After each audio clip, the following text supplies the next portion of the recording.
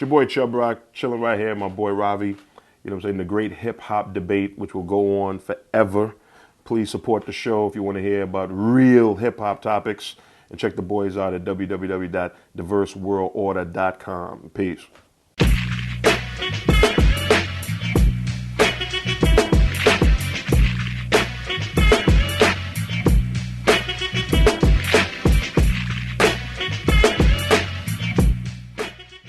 Nas said even the hip-hop is dead thing. I think, obviously he knows the business of it isn't dead enough. Right. But I think he's obviously talking about the art form of it.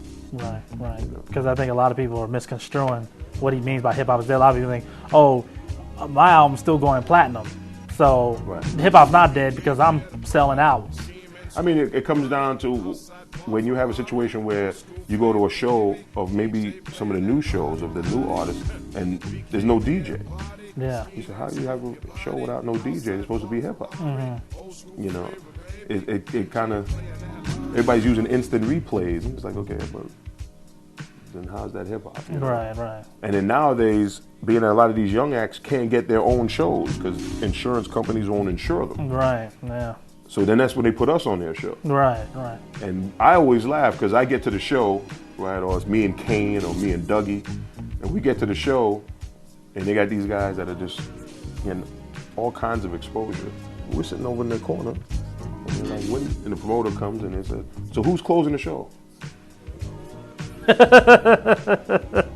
It's sort of like the guys in the corner, like. And they're like, why? We're double platinum, we're triple platinum, and they understand once we hit, you know. And then that's when I like that kind of part, that kind of stuff, because then they come to me, so how come you're doing this and doing that, and because they never had that kind of competition, you know. When we came out to do rap shows, even though we never had no thing of rap shows, we were opening for people that were putting on serious shows. Like I remember my first show, we were opening for Anita Baker.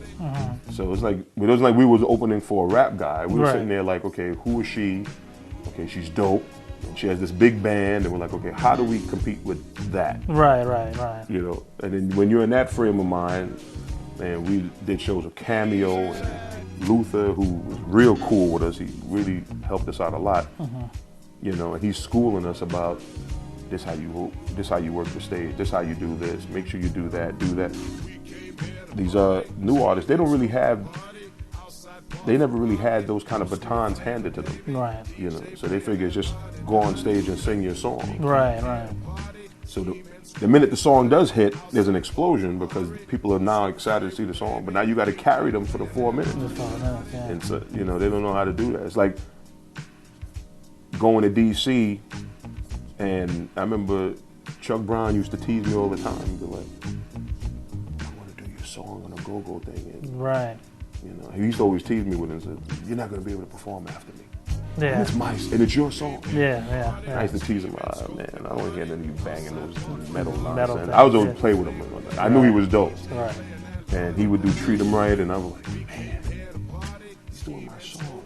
I can't do it better than him. You know, you start looking at it and you say, okay, that's years of showmanship. Right. So, yeah. You know, you live and you learn. Yeah. You know. Yeah. So I know talking about where we're at right now in terms of why you're here to help support the the park and the location and whatnot. Hip hop and politics. They tried to make the relation in 04. Diddy tried to come out with the vote or die, try to get more people more socially involved in hip hop. So hip hop has sort of been linked to a lot of the social movements that have been going on in urban areas. Where do you see it going, hip hop and politics? Are we going to see a rapper in Congress? Are we going to see you in Congress? Never. The members I see having that kind of spunk to do that might be Master P, because I think he tries to go against the grain. That's why I like him. Right. Probably see him saying, "No, I'm gonna go. I'm gonna do it." Right. You know, I think he could do it, and he could do it because he got the spunk for it. Yeah. I don't know. I don't really. Even when Puffy did the whole thing for the voting, and I thought it was a great thing, but it kind of went down a road of, I call it jigginess. It was just like some kind of Hamptons party or nothing like that. It wasn't like the real hip hop community was involved. It was, to me, I mean, I know what he wanted to do, but I don't think it went over that like that, you know. And do you think we're social? Do you think hip hop community is socially involved enough? Do you think we need to do more? Oh, definitely. We're not involved at all. You know, I don't think we're involved at all. I think we're involved with certain things that go on in the inner city. You know, and then you got guys like 50 Cent, a bunch of them that really even donate a lot of things into the inner city. Right. But you know, not really advertise that they're doing that, and I don't think they want to get involved on a political level. Right. You know, the first one I ever seen get involved in a political level was Eazy-E.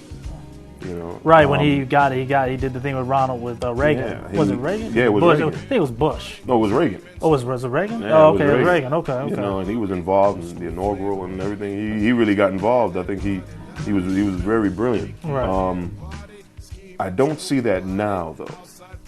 You know, I think that's not the case. Even with the electricity that Obama is creating, and even Hillary, I don't see that. I think they might get maybe an actor community, you know, lesbians and all. I don't think they're going to get really a lot of rap people in it. I don't think they're really concerned. They're thinking about diamonds right now. They're not thinking about. I mean, do you think that we were ever at a point where, because I know a lot of people, you know, with Tupac and his Black Panther background, that he was moving toward making it more social, more political. Where do you think? Because I personally think it would have gone that way if certain things hadn't happened. Right. It got derailed, but the derailment is real. You know, and sometimes when things get derailed, it doesn't get back on track for years to come.